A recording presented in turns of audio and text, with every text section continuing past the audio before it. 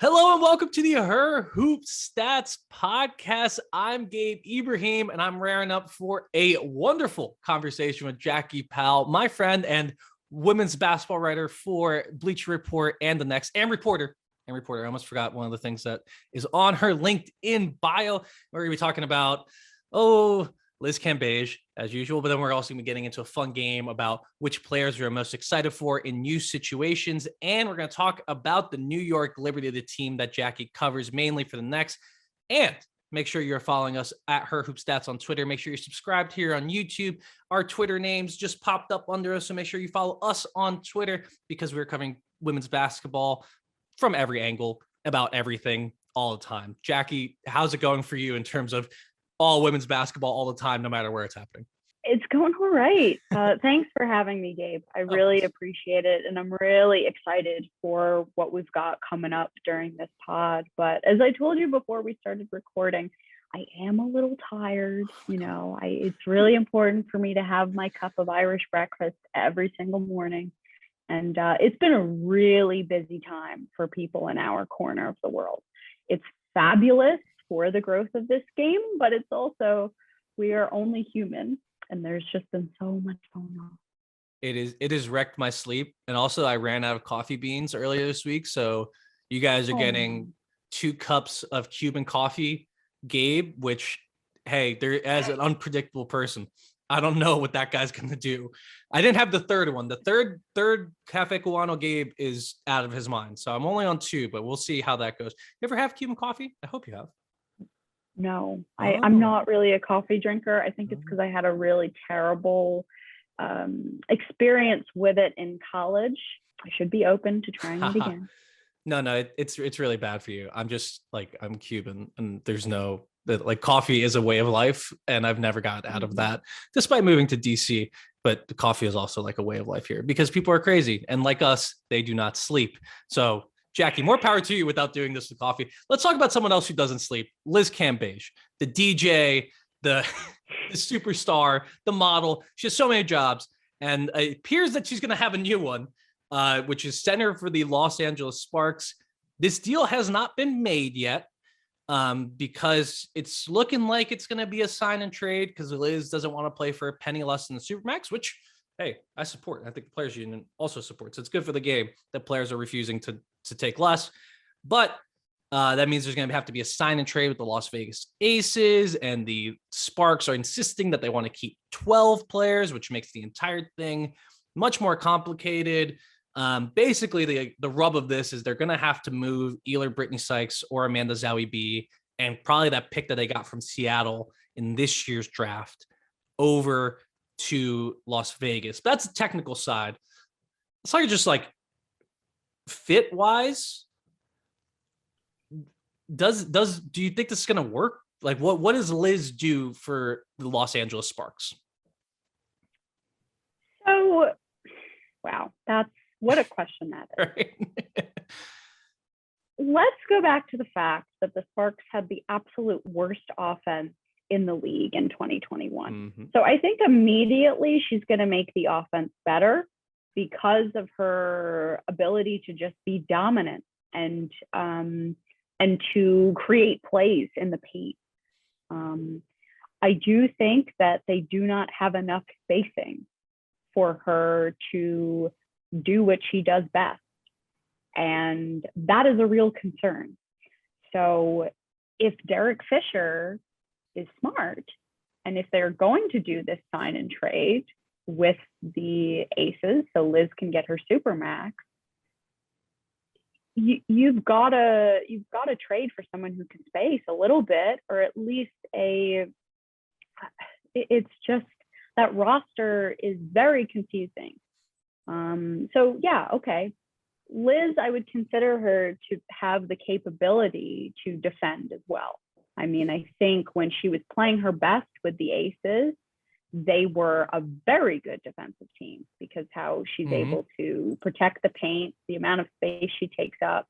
And I think Latricia Trammell is going to have a really nice time with her defensively and with Jordan Canada.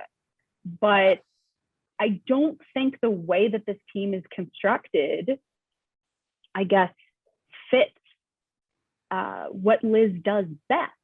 And that's a problem. It's like, okay, finally you have someone who Derek Fisher can scheme and build his offense around. That was not the case a year in 2021. But I don't even think the way the roster is constructed does that for Liz. Yeah, no, I agree with you. And they're going to have to completely change the offense. So last year they ran 56.5% of possessions in spot ups, pick and rolls, and in transition. Liz is suboptimal in each of those categories. I go more into it, but just like that's the basic rub. Like the things that they do the most last year are not the things that Liz does the best. So they're going to have to change the entire offense. And that's fine because, as you mentioned, they were at times like horrifyingly bad, like to the point of like, I need to watch something else. Like I would go and watch highlights of different games while I was watching a Sparks game just to get a little bit of offense. But the point about the spacing, and I think everyone's brought this up, or at least the people who think about this stuff in the analytical way that we do, like we've talked a lot about the spacing and it being a problem. And I think Katie Lou Samuelson, who they acquired from Seattle, she's going to help.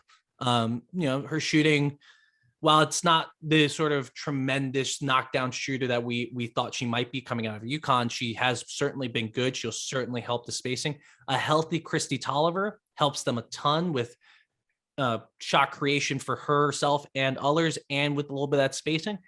But I really think it's going to come down to, is Nneka Ogwumike healthy? And is she able to kind of move into what I would call a Candace Parker role, right? This season, she's going to have to be at the level she was when she won the MVP and be kind of in Candace's role in that season where, she is kind of playing a little bit more perimeter focus out than in than out, because they're going to have Liz Cambage in the paint. If that can happen, and I haven't even mentioned Chiney Ogwumike, I don't know how she's going to fit in, right? Yeah, I don't know how Chiney is going to fit with those two players, but she's going to need to get post-ups in order to be efficient in this offense, I think. And that's kind of the thing that made her less efficient in Vegas. So I'm just concerned about how it's all going to fit and how Derek Fisher is going to create that offense, because you don't have the spacing. I think Canada, while I like Jordan Canada's defense, I like Jordan Canada's what she can do on offense is good. Like the things that she does are good, but she obviously can't shoot, so she doesn't space. Kennedy Carter doesn't really space. Their other acquisition from Atlanta. So I don't know. I mean, I'm pretty low on the move, but I get it, right? Like, how much of this move really is about the on the court things rather than the off the court things? Yeah, I think you're right. I mean, going back to Liz's tweet, which I want to say, and for those of you that haven't seen the tweet or don't know what I'm talking about, on February 1st, and I don't think this is a coincidence, signing day, Liz tweeted about the fact that Becky Hammon is getting $1 million, but players cannot. And she referenced how she has to pay out of her own pocket to make sure that she can not travel in coach. I think that was sort of the gist of the tweet. So I read that tweet thinking, oh, she probably does not like her 2022 playing prospects at the moment. The Aces probably either want to pay her less or they don't want her at all. That was how I interpreted that. Listen, did she bring a really important issue to the table? 1,000%, 1,000%. But I don't think that was her only intent in tweeting that. And so what happens 5 days later? 5 days later after that tweet, Ramona Shelburne reports that Liz Cambage has verbally agreed to play on the Sparks. So something had to happen in those 5 days. I think I remember Holly Rowe said on the very short ESPN free agency special. Very short. Very, very, very short. That the Sparks were talking to Cambage. And I mean, Liz has always wanted to play for the Sparks. And to be honest, this was before Candace left and before Chelsea left too. I mean, she always wanted to play in that location, and she really wanted to play with Candace. And so if Candace is still on the Sparks, I think you'd be seeing, we might be a bit more optimistic about this. Oh my God, yes. Because one, they have it was clear at the All-Star game that the two of them have respect for each other, but also it's Candace's passing ability. And you alluded to this. You're like, well, if this is going to work, NECA has to sacrifice, and NECA has to sort of, as you said, become more of a facilitating big. Do I think NECA has the basketball IQ to do so? Oh, absolutely. She's one of the most smart people in this league. But will she buy in? That's a whole other can of worms. I think she'll buy in. I mean, this is her franchise, right? Like, well, I don't assume much with LA these days, but you got to assume that this was ran by NECA, because she is the franchise. And I think if Liz is coming, it's because NECA is excited about it. One would assume. I think maybe it's a little presumptuous to assume anything with LA, considering the chain of events that has happened since Derek Fisher got hired there. Just with Candace being upset, clearly, then her and Chelsea leaving, and then this roster kind of, and to a certain extent, I also want to give him a little bit of a pass just because the injuries and COVID and everything have gotten way in the way of what they're trying to do. But certainly, I would have to assume that NECA's in on it, and that she has seen what Liz brings and has figured out, like, I can evolve my game a little bit more. So I think there's a possibility, certainly, that if Liz shows up motivated, in shape, and ready to go, then this team can certainly be a playoff team, right? No, I don't think there's any doubt about that because of what, she does bring so much offense. But if, she's often not showed up in shape and or motivated, and she has often not showed up in ready to take whatever role has been given to her. And I think we have to applaud what she did in Vegas, but there's times where it kind of felt like that wasn't, she was kind of burst out of that role, and it hurt their offense at times. So I don't know. I think the other issue here too is that now this locker room is a powder keg. Kennedy Carter has a ton of potential. We don't know exactly what happened in Atlanta. She's not in Atlanta primarily because of that issue, from what I've heard. And I think, she is a great player, but she certainly has not been able to mesh with other great players yet in this league. Liz is Liz, right? And then on top of all of this, you have Christy Tolliver around, and Christy Tolliver is about the basketball. She's a champion. She is here. She's a coach. She is about the basketball, and she does not take any crap from anybody. I think it's a powder keg, and I'm not entirely sure that Derek Fisher is the coach to handle it, because I think Derek Fisher has done a fine job X and O's wise. Last year, I don't think this roster makes sense. I think Derek Fisher, the GM, really hurt Derek Fisher, the coach. And I think this year he might hurt him again, just not with the X and O's part, but with that locker room part. So those are my concerns.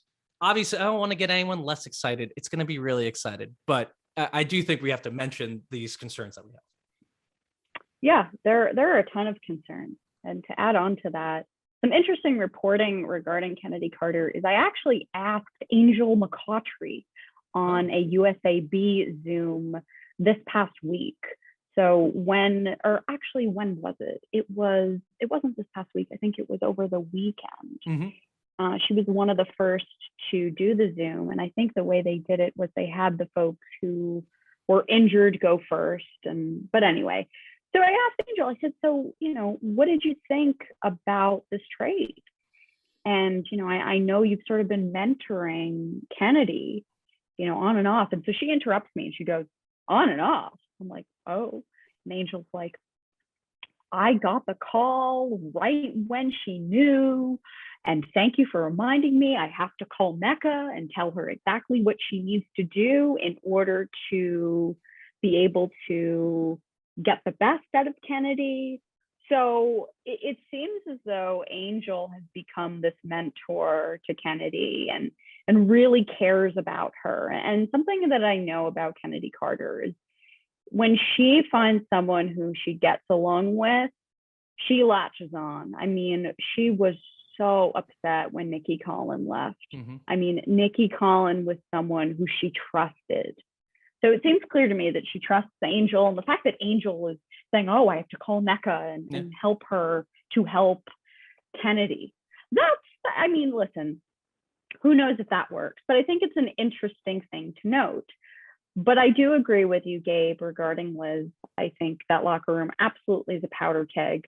I think we cannot forget about what happened before Tokyo. The fact that it was reported that Liz got into an altercation with Team Nigeria. Nneka and Chiney were both in the room when this happened. They saw it, they heard it, and from what I know about what happened, it was a pretty painful situation. So I don't know how long it takes to get over what happened in that moment.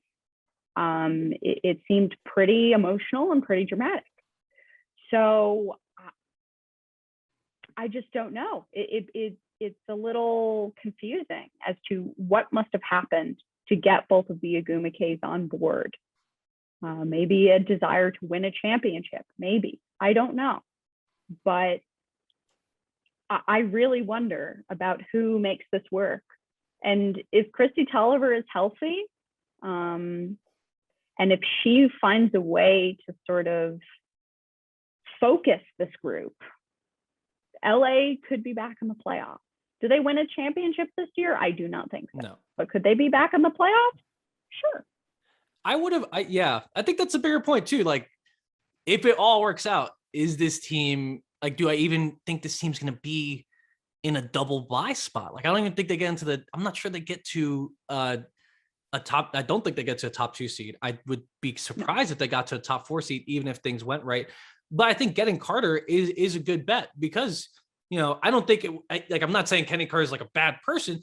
She just didn't get along with the folks in Atlanta. And it was a crazy, crazy situation last year in Atlanta to start with. So I think certainly there's a great player in there. And if she does have that sort of support, and if there's a person in this league that can give you that support, it's Nneka Agumeke.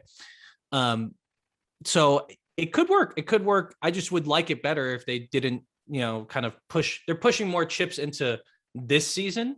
Whereas I just don't, if they push all their chips in, I don't see it working out for them in the way that they hope. But, let's move on. We don't have to talk more about Liz Cambage. You will hear plenty of Liz Cambage talk from all other corners. We did need to give reaction, and we did need to talk about it because it's big news, but man, I'm more excited about other people, other teams, other folks that are in new situations, not necessarily players who move teams. Although I do have on my list here, a few players that move teams, but like just players who are in a better spot now than they were heading into free agency.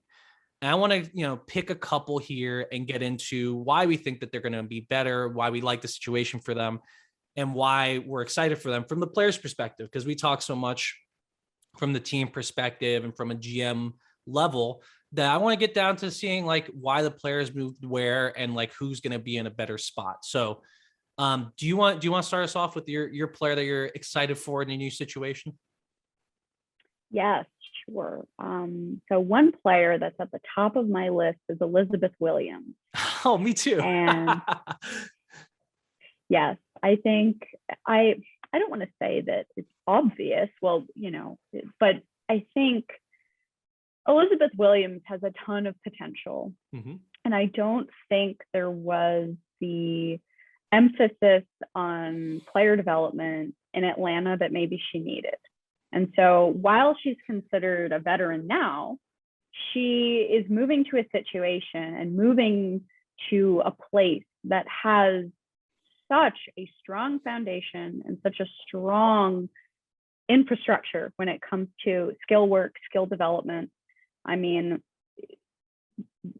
Mike and Eric Thibault together are such a force when it comes to figuring out how to grow the skill of some of these players. I mean, I don't think we have to go down what their resume has been when it comes to player development. But you now add Shelley Patterson, who also is so, I know when I asked Mike about this, he said, oh, Shelly is a brilliant scouter, which she is. But she knows how to develop players too. She knows how to fix someone's shot. I mean, could we be seeing Elizabeth Williams taking threes this year? I wouldn't be surprised. I mean, I wouldn't be surprised if she works on it and she tries.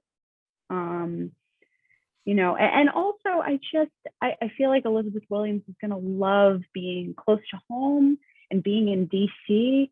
I mean, there was a joke on the press conference about, oh, this is the perfect place where E can start her congressional campaign. Yeah, that was my question. That's what I was thinking about. No, that was a great question. I love that. And so I think E deserves this. She does. I mean, she was so patient throughout all of that turmoil in Atlanta. And I think I get the sense that the Dream will be forever grateful, not just for her patience, but for her leadership down there. I mean, you didn't have someone like Elizabeth Williams. I don't know if they would have been able to, things were very messy in Atlanta, but they could have been even more messy if you didn't have someone like Elizabeth Williams sort of centering and leading the group. No, and I think she had to be such a mentor in Atlanta and had to be such a leader. And I think, it takes up energy, man. That takes up a lot of your time and your thought. And here in DC, she doesn't have to be a leader, a mentor. I'm sure she will be because that's who she is. But I don't think she has to do it. That's not going to be on her. It's not going to be on her to, for lack of a better term, be the adult in the room. So I think she's gonna feel a little bit more free. But the one assistant coach that you did not mention was the one assistant coach that I wanted to mention, LaToya Sanders, because I think Elizabeth Williams is slotting right into that LaToya Sanders role from 2019. I was watching. There's a really great video from Half Court Hoops on YouTube detailing the entire 2019 Mystics playbook, and so I was just watching it because I'm nostalgic. I just think she's gonna fit so perfectly into what LaToya Sanders did. She will roll more. I think LaToya popped a little bit more, but definitely that baseline jumper, like you're saying, if she's working with the person that you call the shot doctor, Shelly Patterson, that baseline jumper is going to be going in more often. And she's never ever played with spacing like this. And I think it'll really allow her to take over that LaToya Sanders role of hitting wide open baseline jumpers and posting up mismatches. So I think those two things on offense are going to be so huge for her. And the fact that she can learn from the player that she's pretty much taking over for is massive. And I'm really excited that she can also on the defensive end be seen providing the value that she does, right? Like her rim protection is legit, in my opinion. Her length is going to be huge for this team. I think maybe her defense got a little overrated, just a tad bit, from that all defense position, but she's certainly in the slot where she is in the role in a role where she can excel at just protecting the rim.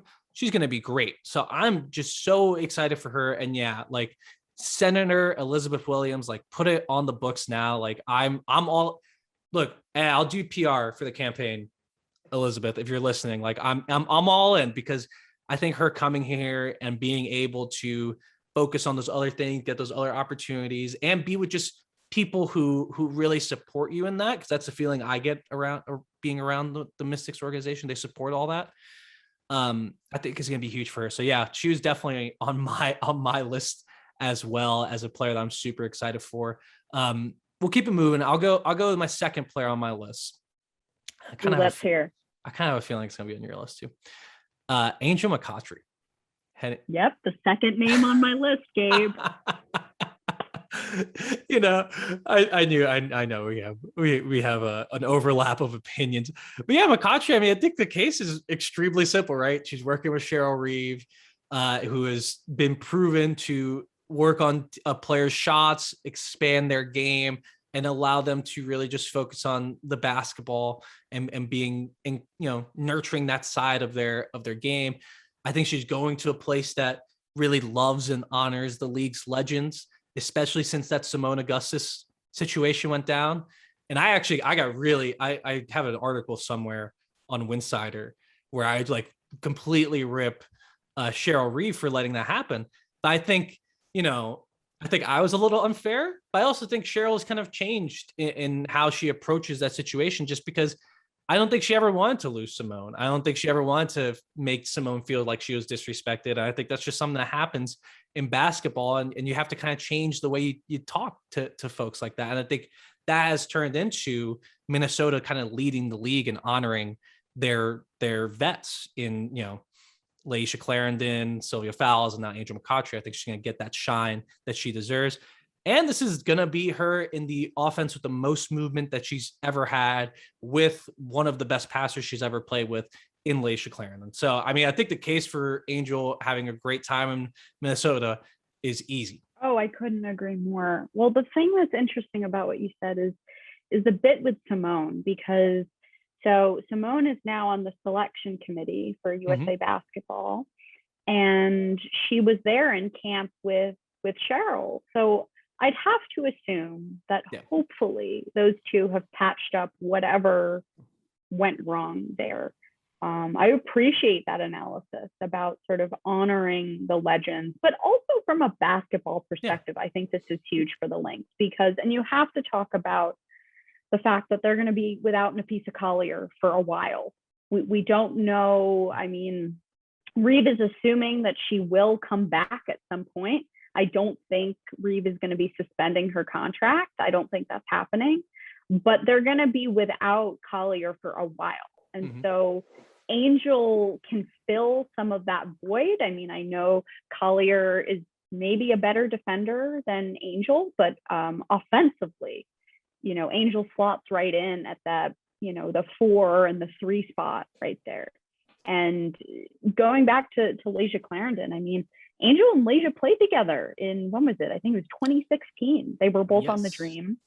Yes. And having that chemistry, I think, matters. And in Laisha's welcome back to the Lynx presser yesterday, I asked them, I said, so you're going to be playing with Angel. And Laisha went on this very long speech, as he often does, which we love, about how, Laisha and Angel, they butted heads at first, but then they sort of grew together, and now they're both at this more mature place in their lives, and they're looking forward to working together. And so I think it looks like a very, very good season for Angel McCoughtry if she is healthy and ready to go when training camp comes around.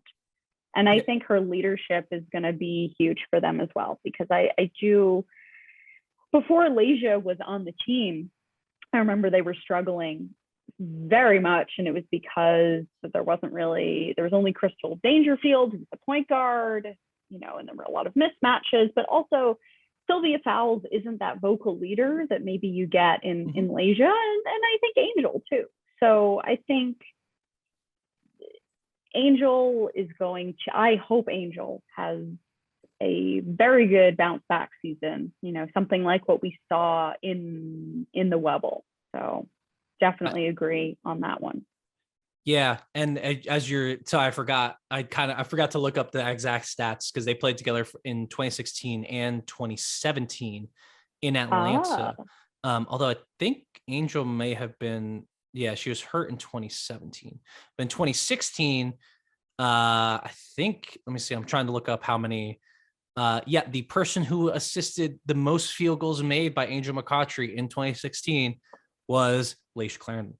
So I think he brings such cohesiveness to this offense. And look, I don't know where I'm slotting the Minnesota Lynx for now, because Angel is coming off an injury, right? So I don't want to put like all that pressure of like, oh, she's going to be back and 100% healthy, especially at her age. Like, you have to assume there's going to be at least a little bit of drop off. But even with the drop off that there was from her first knee injury to Vegas, to her year in Vegas, I think she played great. And I think she showed that she can come back from that injury, get back in shape, and still play. I would imagine there's a little bit less explosiveness, but whatever. Like, she can still contribute to this offense, especially in what I'm assuming might be a kind of a bench role. Maybe it depends. I mean, I think she'll be in their finishing lineups, which is most important.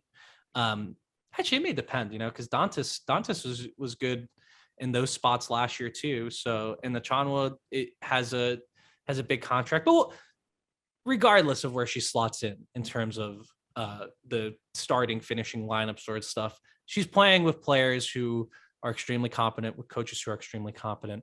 And I think it's just a lovely marriage. I'm really, really excited for both parties there to get together. Okay. Did you have a backup since we did your two? I've got a bunch on here. I've got okay, a long cool. list. Me too. I mean, So, I mean, I don't have any players on this list who haven't moved teams. So, okay. like the next one I have here is Julie Allemande. Ooh. Because I think her move to Chicago, it makes so much sense for both parties. I know there's a discussion about, so we know she's going to get there late because and I know this because she is on the same team as Maureen Johannes, who is someone I am also monitoring about her return to the W. And I think with Allemande right now, I mean, we know for sure that she's committed to playing in the W. Probably her contract is going to have to be prorated or whatever. But the reason I like this for her is not just because she gets to play with Emma Miesemann professionally, which of course is quite a perk. But I like this because she is going to be very valued in Chicago.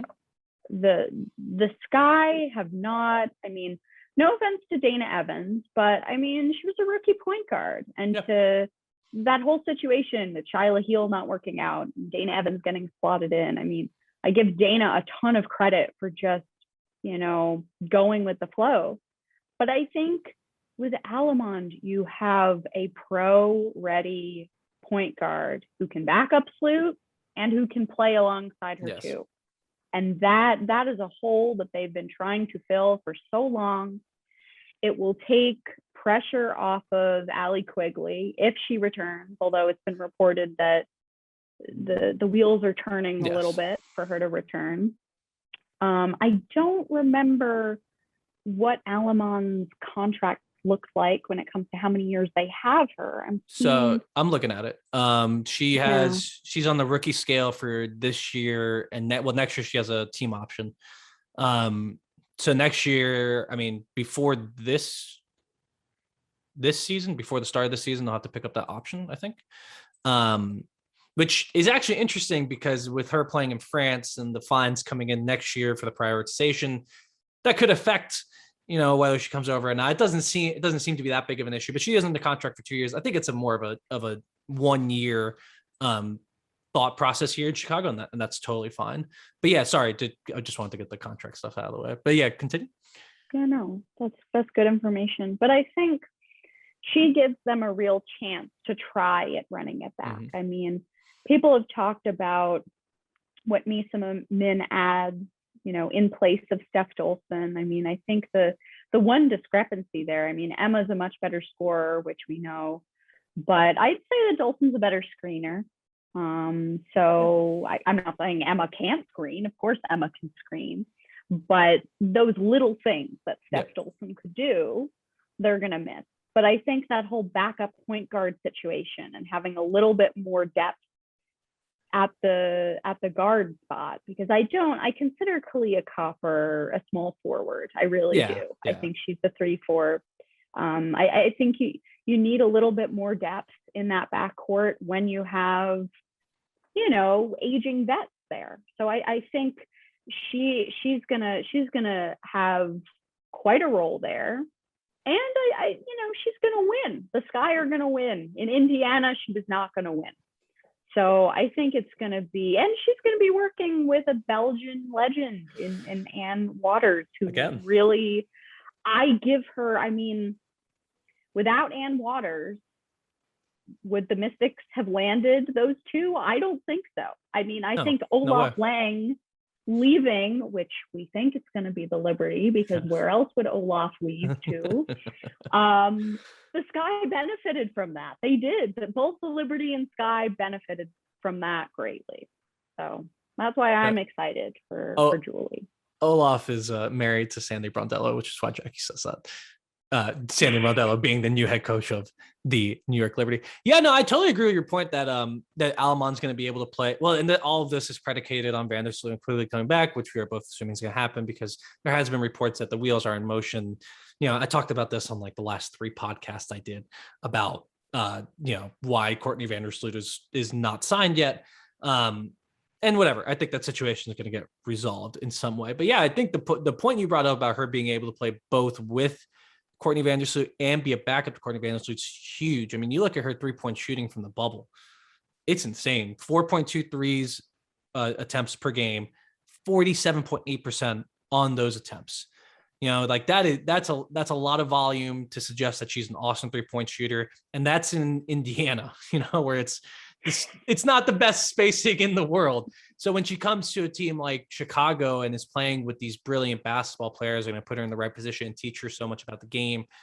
I think it's going to work out great, especially with her playing with someone that she's familiar with Emma Miesemann. Like if they want to run a 2-person game on the backup unit with just those two, that's still going to be a pretty efficient offense. So yeah, I'm super pumped for Julie. I'm super pumped for Emma, and I'm super pumped for Crystal Bradford. I don't know how much run she's going to get. I think she's certainly lower on this depth chart than she was in Atlanta, but she was awesome last year. Like really, really awesome.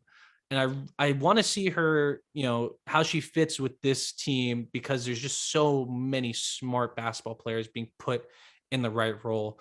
And we should mention Kaiser Gondrzik signed in Chicago on a training camp contract.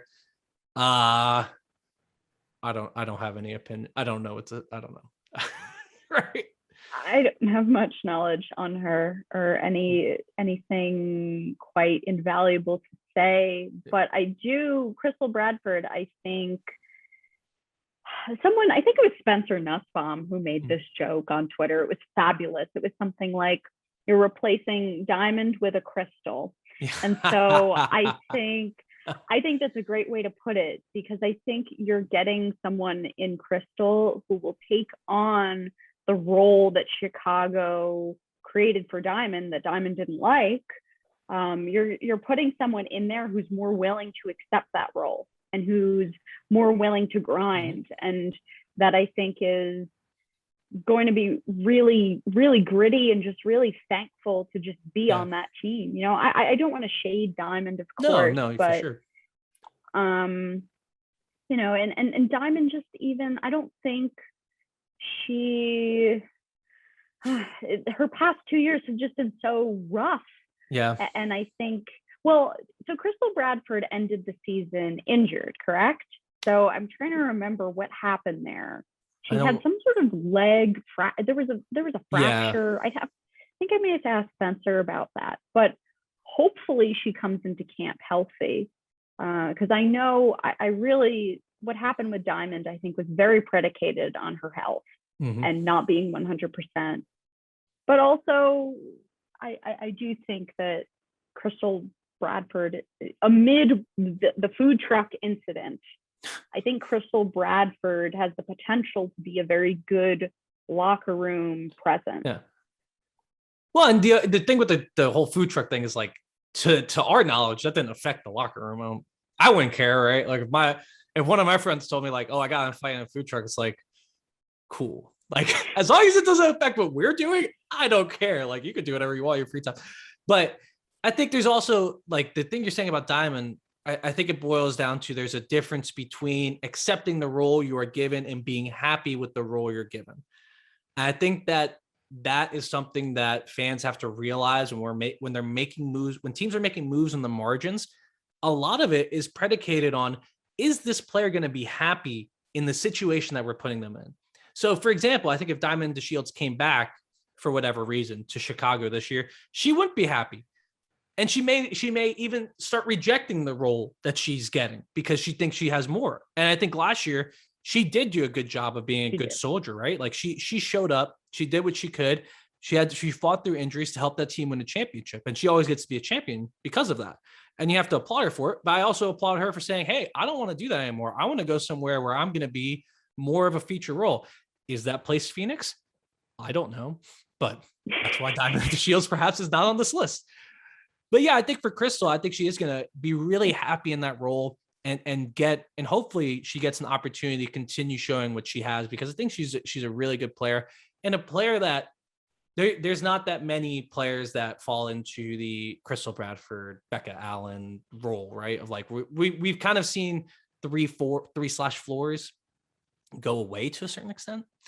And I want to see them, I want to see more of these players in the league, because I think this is where basketball is going to move in the WNBA, like it did in the NBA, to being small eventually. And we've seen it a little bit. We saw a little bit with Chicago last year. I wouldn't say Azrae Stevens and Candace Parker are small, but we're going to start moving more towards fours being in the more Becca Allen, Crystal Bradford situation. So I want to see her get some more run and be like that. And I know we'll get to the Becca Allen, the Jackie Powell ISO on Becca Allen in just a little bit.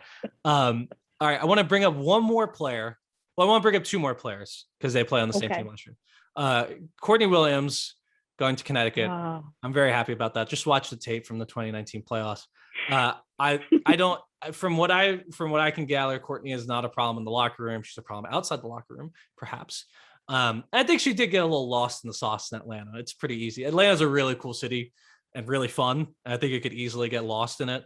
I think coming back to Connecticut's going to be good for her to be with players who, care, like really want to care for her and nurture her and bring her into the fold. I'm excited for the fit on the court too, because we've already seen it work. The other player I want to mention is Tiffany Hayes. She was low key awesome last year, and she's low key been awesome for quite a while. And she gets her team back, with Kennedy gone and with Courtney Williams gone. I think she's going to have a way better fit on the court with Erica Wheeler at the one. And I think she's going to have a way better fit in the locker room as well. I think Tanisha Wright coming in is going to help her, continue to get better. I don't think she's on the playoff team, for the record, but they'll compete more in games and she'll shine a little bit more because I think she's in just a better space, both on and off the court in Atlanta. So you can talk about either of those two, or you can bring up another player if you have another player on your list. Those two are solid. Yeah. I mean, I feel like I'll briefly agree with those two, and then I will bring up one more player. So with Courtney Williams, I mean, oh man, Kurt Miller, I feel like got very lucky when it came to the salary cap because of what happened with Courtney off the court last season. Her price went down. And so we know that Kurt Miller had a limited amount of space on the cap because of who they have right now.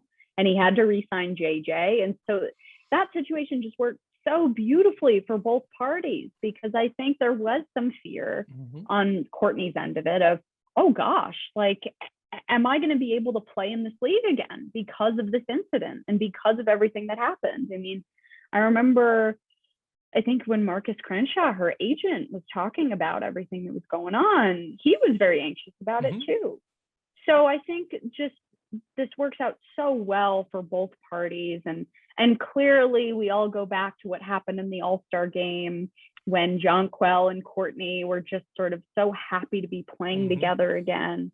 And so hopefully we'll see some of that joy. And what Courtney provides in the backcourt, someone who can close, that's exactly what they needed. Yep. I mean, Breon January was fabulous for them during the regular season, but it's like they have a ton of people who are great defenders. They need more offense in the backcourt, and that's what Courtney gives them. Now, Tiffany Hayes, oh my gosh, that's someone who I wouldn't have thought of, but I love that though, because she was, before getting injured last season, she was fantastic. And she'll hopefully be able to just be herself in whatever way Tanisha Wright constructs this, because Atlanta has been saying over and over again, first we're going to get the personnel, the people that we really like, the really good cultural people that we like, and then we're going to figure out the basketball end of it. And so part of me gets that, but then another part of me is like, you got to have sort of some vision as to what type of identity you want to have. I mean, I'm not saying that you have to be like Walt Hopkins and say it's either this way or no other way, but you can't just not have any idea. Maybe they do have an idea they just didn't want to share with us media folk, but I think Tiffany Hayes will absolutely have her time to shine. And yeah, it's her team again. I mean, I remember I was talking to Nikki Collin, I think this past summer, and she sort of said that a reason that, Betnijah Laney may or may not have returned to the Dream was because she knew Tiffany Hayes was coming back. And, the Dream were Tiffany Hayes' team. And so, Laney was able to go to New York, and New York is her team very clearly. So yeah, I mean, I think that's great. The only other player I'd mention is Steph Dolson. I know another Liberty person. And I think people were annoyed at me for saying like, oh, she wasn't valued in Chicago. I never said that. I just think that she will be able to shine more in New York. And I sort of saw what people were saying online about the move. And Steph's partner was so psyched and was saying like, you're going to get to shine so much more in New York. And, you saw it in game 4. I mean, she saved her team in game 4. And I don't think that what Jonathan Kolb and Sandy Brondello said before they made their moves and signed Steph was that they were looking for people that are going to complement what they do best.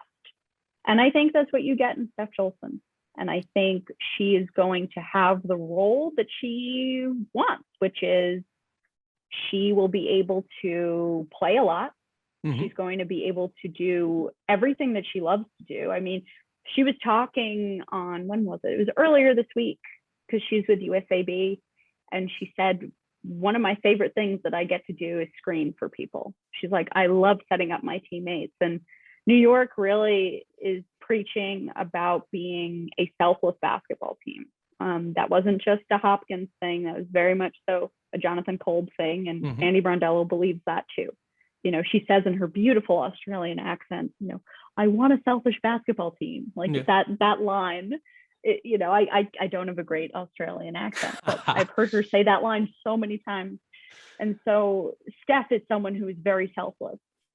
And I think they also need a fun personality too. They need someone who can be really fun, but also, knows what it takes to win and can be serious when needed. And I think that's Steph. That is perfect timing, Jackie. The literal next thing on my list is what Steph Dolson brings to the New York Liberty, but you gotta kick off our New York Liberty talk. And yeah, I totally agree. I mean, I also have here, like, they didn't have what I call brick wall screeners because I've been playing more 2K recently, and that's the badge you get if you're a good screener. They didn't have any brick wall screeners on this team last year. And I think she's gonna really loosen up everyone on this team, whether it's Sabrina Ionescu or Natasha Howard or Sammy Whitcomb. Like, they needed a screener, and especially Sabrina. Sabrina excelled when she had Ruthie Hebert, who's a really good screen setter, who incidentally played with Steph Dolson last year in Chicago. But that's when she really excelled in college, is when she had really good screen setters and players who could play in that high post position and be extremely comfortable in that role of kind of distributing, setting screens, doing the dirty work. That's what I love about Steph Dolson. I mean, my Twitter background, my Twitter like cover photo right now is Steph Dolson, just like smiling so wide when she hit that. She hit like that super weird like turnaround floater in game 4 of the finals, and was just like running down the court like, I can't believe I did that. And I was just like, I love her game. I love her attitude. I'm so with you. Like, she's exactly what the team needs in terms of both on the court and off the court. I think she fits in so perfectly. And I think the person that she is going to, that the next domino, like Steph Dolson comes in, she's going to do what Steph Dolson does. The next domino is Natasha Howard becomes a lot more efficient, because I think Natasha Howard, look, I know we just talked about Courtney Williams, and yes, we get it. We'll get your long twos tweets, people. We'll get the long twos tweets. We know that the analytical dream of the kind of 5-out system with Howard at the 5. Like, yes, we get it, nerds like me. That's a dream. But I think it's still a dream. Like, you still need a player like Steph Dolson on this team. And she puts Natasha Howard in a better position, not only to be more efficient, but to, I think, complete her goals, which when she came to New York, she was kind of saying, I want to win the MVP. I think it kind of puts her more in the Breanna Stewart role to a certain extent. That she, if we're looking at where she was successful in Seattle, she's going to slot over into that Breanna Stewart role more so than her own Natasha Howard role at the 5. She's going to hopefully not do as many post-ups. I don't think she was that efficient in those spots. And I think it's going to allow her to be in more transition opportunities because she won't be having to chase defensive rebounds as much because there's going to be a big down there grabbing the ball. I think it helps her get downhill too with the spacing. I mean, they're going to run some awesome, well, I hope, Sandy, please run some Princeton sets, run some chin cuts for my girl Natasha Howard to get just some easy buckets. And I think that, if they inject a little bit of that, Princeton offense, that UConn offense into their system, it's going to work like gangbusters with this group. But I think my biggest question for the Liberty, and we can keep talking about Steph Dolson if you want to, so feel free. This is an option play. Okay. Does this team go as far as Sabrina Ionescu takes them? Because I saw an article, I forget who wrote it, talking about that. Richard Cohen and I discussed it last week. I think Sabrina is the player who has the highest ceiling in theory on this team. So does she need to be in, not necessarily in the MVP conversation, but just in the conversation of like one of the best point guards in the league? Like, does she need to be does she need to rise above not her teammates, but just rise above where she is now to become a star for this team to take the next step? Wow. What a loaded question it's a long question. And then there's more on Steph Dolson that I think there is to discuss Option too. Play. But man, okay, I'm gonna go to Steph Dolson first because then hopefully that will get me to the answer to that huge question, which I think is, that's a question that we'll keep asking. So with Steph Dolson, I think what this also does is this is going to allow some of their young players, or one of their young players in particular, to really learn who she can be. Mm-hmm. And so you and I were talking about this, or we were texting about this, about Kylie Shook, mm-hmm. and how she is someone who I think will really benefit from having Steph as a mentor and seeing how Steph has become tough and mm-hmm. tougher in the post. I understand that Steph is a bit of a bigger body and she's a little taller, but the two of them have such similar skill sets. And I think Kylie has a very similar ceiling. And you talk about Sabrina Ionescu being best when she has someone who can screen really well for her. We've watched that shot in the first game of the season mm-hmm. against Atlanta multiple times. That shot doesn't happen without the screen from Kylie Shook. It just doesn't. So, Kylie Shook has a role on this team. She does. She's not Steph Dolson, but what I'm saying is she has the skills to one day be like that. And I think the way Walt would play, he, for some reason, really didn't like it when he played with Howard and Shook. Mm-hmm. And so I think in the way Sandy's going to do things, obviously, I think you're going to start with Dolson and Howard. But then I think what Kylie Shook gives you is if Steph gets tired, you insert Kylie right into that role at the 5.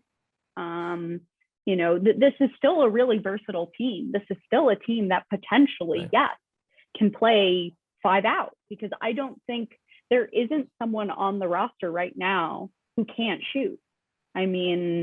True. Everyone can shoot, but I don't think they're going to be doing this whole we're going to have these really small and athletic 4s that's how we're going to start games. Will Sandy, adjust during games and maybe say, oh yeah, we can put Beck Allen at the 4 here, or, oh yeah, we can put Jocelyn Willoughby at the 4, and especially Jocelyn Willoughby because she is so strong. Like, oh my God. I'm excited Without for Jocelyn. Steph Dolson, oh my God, I'm so excited for her. I hope she's healthy. Me too. Without Steph Dolson, I would say that Jocelyn Willoughby is the strongest, like most muscular and most capable, when it comes to just being able to muscle it out in the post. And I know that sounds wild because she's only 6 foot, but she has such a professional body and just so much muscle in her arms, and she's so muscular. Yeah.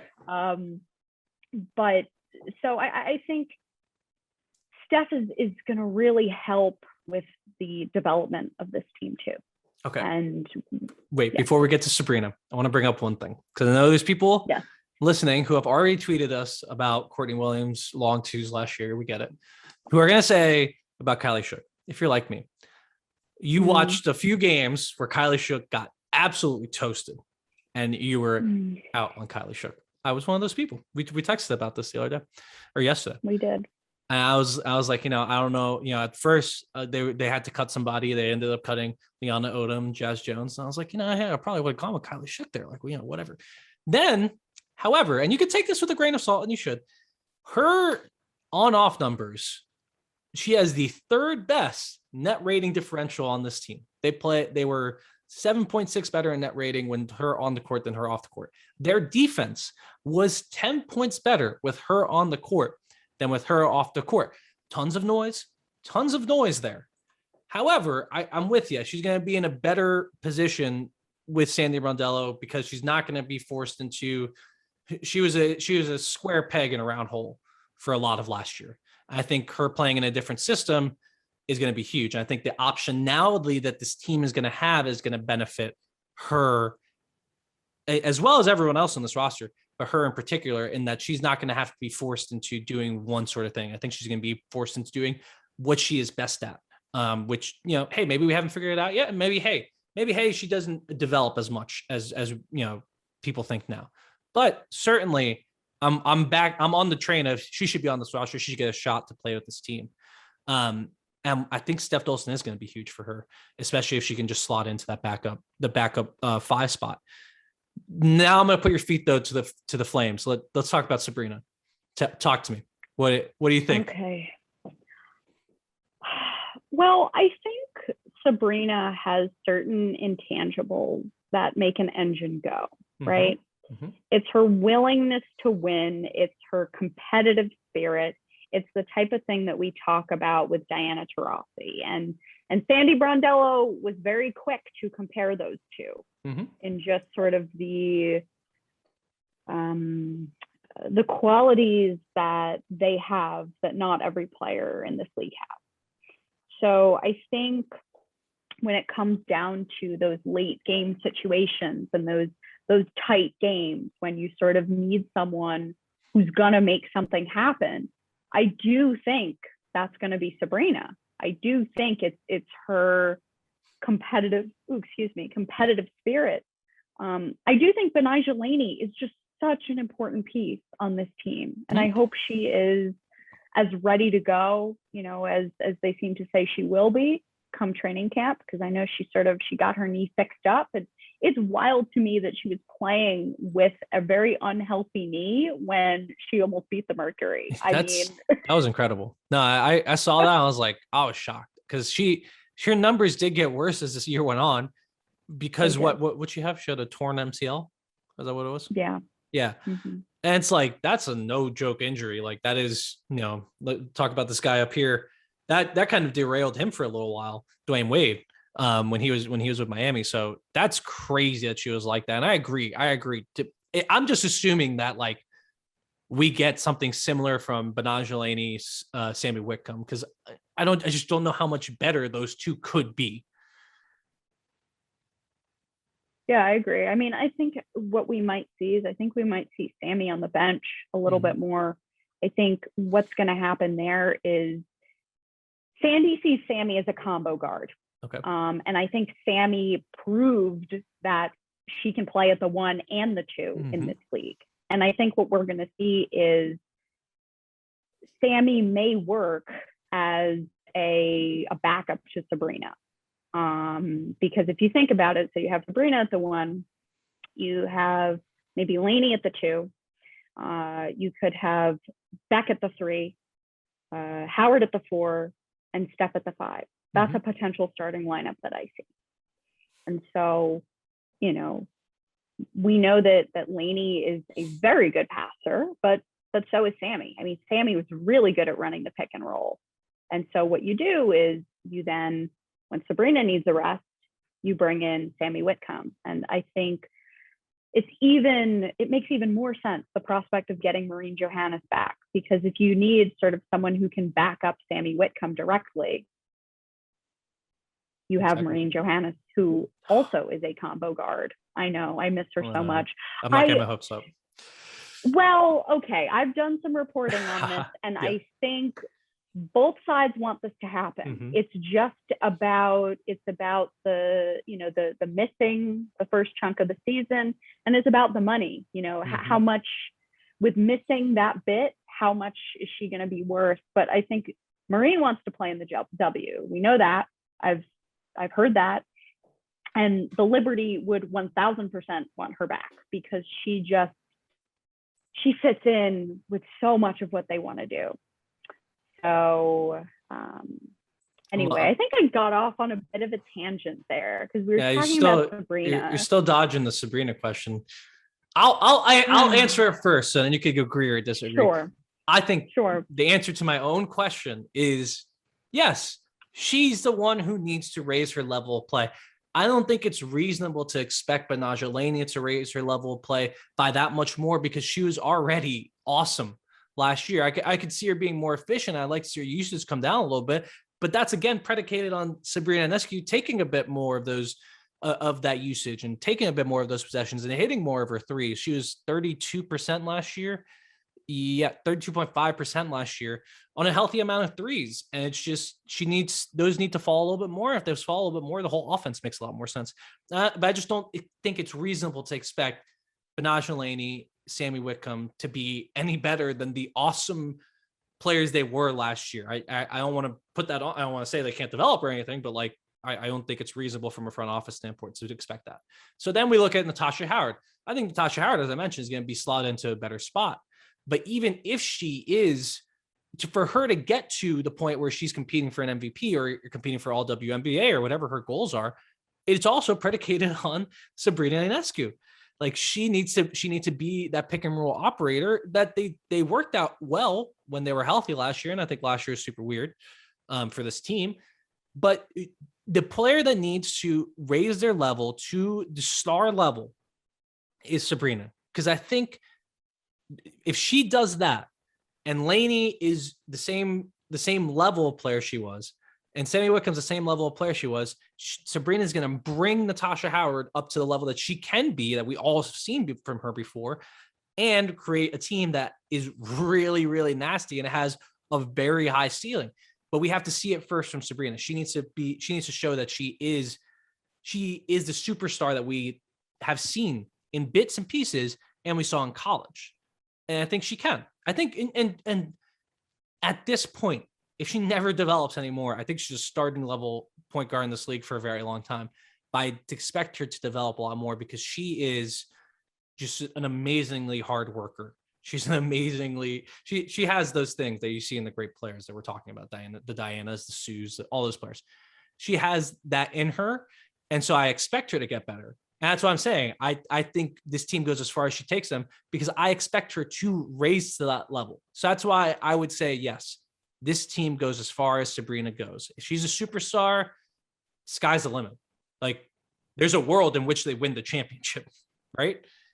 If she doesn't get there this year, then I'm just a little bit more concerned about the overall ceiling of this group, not withstanding the Brianna Stewart rumors.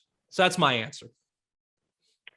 I think that's a fantastic answer. That's an answer with so much nuance. And I agree with a ton of what you said. I think it's really hard to judge Sabrina Ionescu's career in the W so far because that ankle injury has been looming over her entire pro career so far.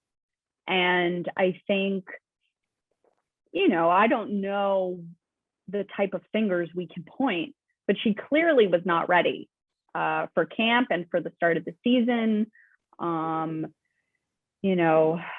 They should have used Layshia Clarendon when Layshia Clarendon was on that team as a backup, but there were a lot of issues there that I don't think were related to basketball. So there's that. I mean, I just believe it's very difficult to judge Sabrina with everything that was going on. Do I think that this team is built around her ceiling? Absolutely. There is no doubt that this team is built around who she was in college and who we think she can be. I mean, you could argue that Walt's system was sort of built around that. Although, again, the part of his system that just did not work was having Natasha Howard at the 5, and then you had these 3/4s at the 4. I mean, it just didn't work. It didn't work defensively. Then you could argue, oh, well, if Natasha Howard had more time and was healthier, but it just didn't work. And I think Sandy Brondello has such a great track record of being able to have a bunch of puzzle pieces and construct the puzzle that is going to fit. She just, I mean, there's no denying it. I mean, she had so much less talent, or so much, how do I put it? She had a much less balanced team. I think that's how you put it, in Phoenix in 2021. But somehow they made it to the WNBA finals. Sure, you could say, oh, Diana Taurasi was incredibly clutch. But I don't think you do that without having a great coach, a coach that knows the personnel and knows their potential and knows how to, fit the right pegs into the right holes. Sandy is just so good at doing that. And so the fact that they have a coach who has done this time and time again, who knows this league inside and out, I think they're going to be in such a better spot this year than they were last year, even without the injuries. And we'll have to see where Sabrina is. I mean, she was invited to that USA camp. She was limited, because she's still rehabbing. I think she's posted on Instagram a bit. She's still strengthening that ankle and trying to get it to a better spot. Hopefully she's working with people that are helping her make sure that she doesn't do too much, because that injury, I believe it was like a 9 to 12 month recovery time. And she was in camp at like 8 months and clearly just wasn't ready. So it's just so hard to judge with her not being completely healthy. So if she's completely healthy, sky's the limit. I agree. I hope she's healthy. I think she's gonna be healthy. I'm just gonna hope for everyone to be healthy. And we haven't talked about Washington quite as in depth, but obviously I'm hoping Lena Deldon's healthy too. Everyone just be healthy. Yeah. I just like, if I had a wand, I'd say everyone's healthy. Although it'd make my Los Angeles takes look really bad in retrospect at some point. All right. So do you want where do you want your ISO possession? You want it on the wing? Do you want to post up? Like, where do you want high post, clear out? Like, where do you want this Becca Allen ISO possession? I'm gonna give it to you on the wing. All right, we're clearing out. Jackie Powell on the wing. Tell me why Becca Allen, why you love her so much on this group. Oh my gosh. Well, there's some like personal storytelling bias in all of this, and I hope that's okay to talk about. Yes. It's not just from a basketball perspective. I mean, when I was watching the Liberty before I was covering them as a professional, so even in like 2018, I would just see her be relegated to the bench, and then when she'd come onto the floor, something magical would happen. You just see this player that would give it everything she has. You'd see someone who could shoot the daylights out of the ball. And I just would sit there wondering, like, why isn't she getting more playing time? For a good 2 years. So 2018, I wasn't covering the team professionally. 2019, I was. And I would say the same thing. I'd be in that old Westchester County Center, and I would look to my right and look to my left and say, gosh, why isn't Rebecca Allen starting? Why isn't she getting more minutes on the floor? And you know what? She didn't have to start, but even getting like 6th player of the year type minutes, she wasn't getting that playing for Katie Smith in 2019. And I was just like, oh, like, I just don't get it. I don't get it. Is there some sort of like Lambertian bias going on here? How, you know, Beck was a bench warmer under Bill. And listen, when she came into the league in 2015, her body did not look how it does now. I mean, you look at those arms and those shoulders. I mean, oh my God. When she was 22 in 2015, I believe, you know, she was young and she wasn't as strong, and she was at a different point. And so, yeah, maybe those first couple of years under Bill on the bench were good, because I actually spoke to her about this. They pushed those years being a bench warmer, pushed her to work. It pushed her to get into the gym with Teaspoon. And she considers Teresa Weatherspoon as someone who really taught her about what defense is and the importance of defense. And so I love that type of story, that story about someone who really wants to be a great player in the city of New York and just works her way up. And Beck was in a place under Lambier and under Katie Smith where there wasn't much player development going on. She sort of developed on her own. She took it upon herself when she went overseas to develop on her own. And gosh, I would love to ask her about that. And so and I wrote a story for the Next about how, to me, she's the WNBA's Maggie Rogers. And yes, I am a pop music person, and Maggie Rogers is a pop artist. And you sort of saw, there was this viral video of Maggie Rogers and Pharrell Williams when Pharrell Williams first hears her potential, and he's like, oh my God. And so it happened in 2019 when Becca Allen destroyed the Lynx. I mean, the Lynx beat the Liberty, because the Liberty, that was just a so poorly constructed team in 2019. But Beck ripped them to shreds. And I just remember watching Cheryl Reeve like so angry, like, oh, she keeps making shots on us. And it's like, well, she's a damn good player. She's a damn good shooter. So it was that type of moment, you know, and you just sort of see this rise, someone who's so selfless and such a team player, but also just works so hard, you know, and just Beck is just a pleasure to cover because of that. So that's my more like personal monologue on why I am such a huge supporter of Beck and who she is and her game. And she's a legitimate two-way player in this league. Oh, yeah. I mean, defensively, I mean, the beginning of 2021 was a bit rough for her because she came in from finishing her Spanish season.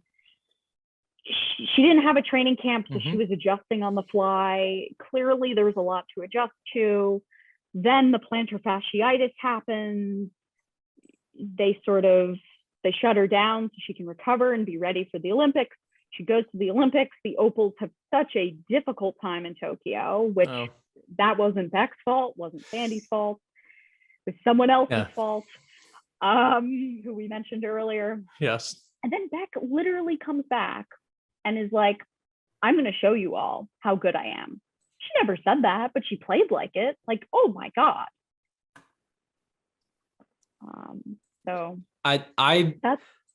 So I'm not going to add too much more because I love all of that. And I agree. I think she's a lovely two-way player. And last year when she got slotted into a role where she's actually shooting threes, she made 38% on 5 attempts a game, which is pretty good, especially considering how low her usage was. I don't have that. Yeah, 18.5% usage. Like, that's extremely low. I think she only, she can only improve. Like, I think it was a good sign to see, like, hey, she can shoot at this level. She can bury buckets at this level. I think she does have that two-way ability, which is fantastic. And I think some people listening who pay attention to the contracts may say it's a bit of an overpay, $141,000 this year, $136,000 next year. I love that it is declining. Shouts to Jonathan Kolb for doing that, because I don't think there's another declining contract in the league. I'm not sure about that, but regardless, I don't think it's that much of an overpay. And if it is at all, she's right in all of our like value stats. She's right in the middle of the salary margin. She's comparable to Brianne January, who's a good comp in terms of a guard. Their size is not the same, but obviously they do some of the similar things. Just January is smaller, Beck Allen's taller. So I don't mind the contract at all. And I think it's going to be a really interesting time seeing how she fits in, because I do think she's going to have to battle for that six woman spot. I think Jocelyn Willoughby since when she got drafted was slotted into that spot, and she got hurt the last couple of years. So that was a person they slotted in there. And Kayla Onyenwere grabbed the brass ring last year and won Rookie of the Year. I think DD Richards, if her shooting is for real, I also think this is another player who could challenge that for that spot and be an excellent Beck Allen type player.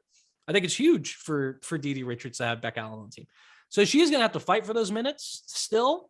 But I think she's in a much better spot, and she's deserving of that contract. And I'm happy that they brought her back, because I do want to see her on a team that's extremely competitive.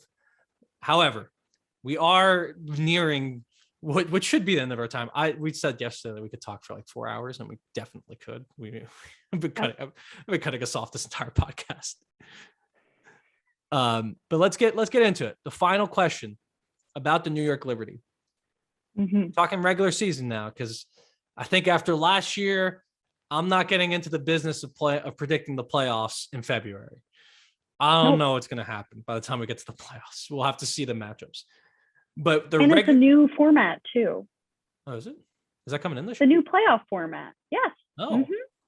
Mm-hmm. No more buys. It's not happening. Okay. Well, then it's even crazier.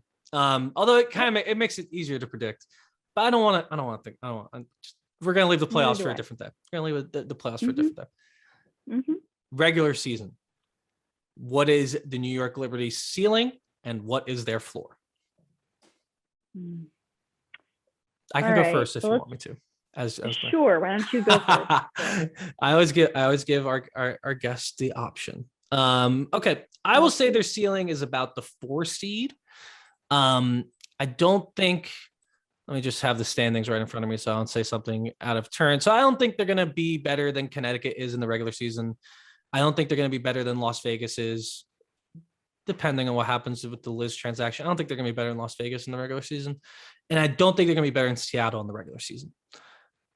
Everyone else, I would probably put the Lynx, Mercury, and Sky in front of the Liberty, but I could see easily the Liberty being better than those teams. So I would say that's why I say their ceiling is a 4 seed. I think they can be slotted in right behind those 3 teams, and season's crazy, injuries can happen, and I think Vegas is a little thin, so they could definitely sneak into that top 3. But I would put their ceiling right there at the 4 seed. Their floor, as it was last year, is the lottery. I think they can end up in the lottery fairly easily. The Mystics are going to be better, even with like normal health. The Wings, they've been together for a while now. Like I don't see, like they have momentum. I think they've been together. Okay, we have a disagreement there, but I think the Wings could improve. I definitely see them though, at least in right now as it stands, ahead of the Sparks, Dream, and Fever as it stands right now. So I think floor, lottery, ceiling, 4 seed, and there could be even more. I'm assuming normal health. That's my ceiling and floor for the New York Liberty. That's pretty solid. That's very solid. I would say their floor is finishing in 9th place. That's how I see it, okay. Which is, just missing the playoffs. I think the Dallas Wings are in trouble, but that's a whole other discussion. I mean, I think I wrote for my winners and losers piece for Bleacher Report, I listed the Wings as a loser. And I said right here, Dallas, after its success in 2021, could not rest on its laurels. And I believe that. I really believe that. It is clear in the WNBA that you need veteran leadership to win. I'm sorry, but Arike Gumbawale and Fatu Sabali are not veteran leadership. And they were asked about this. And it was literally like that Spider-Man pointing meme. They literally pointed back at, or with Satu, who said, oh, well, we think Vicki Johnson is our leader. It's like, what? You need to have both. You need to have veteran leadership on your team. But okay, I'm not going to go long on the Dallas Wings here.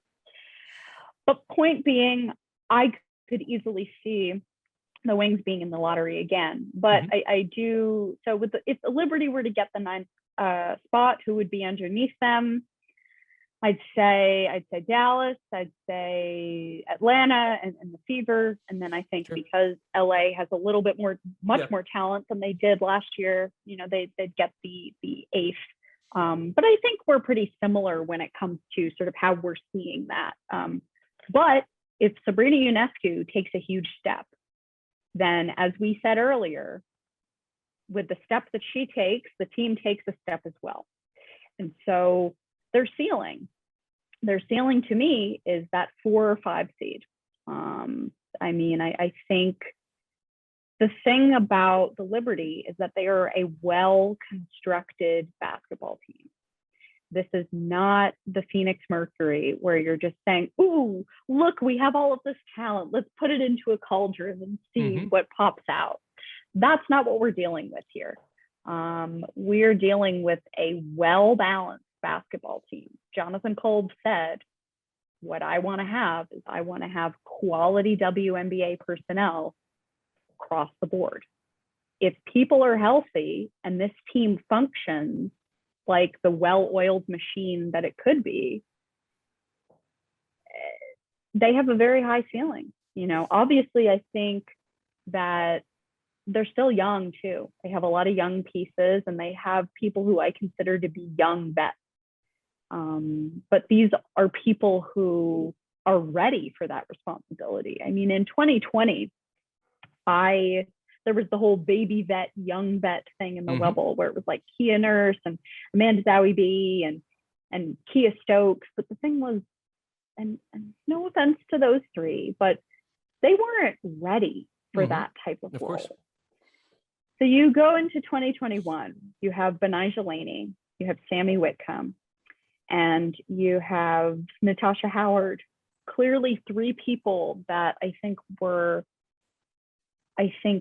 more ready to be people that were going to be confident and that were going to lead. I mean, Natasha Howard leads in a different way. She leads by example.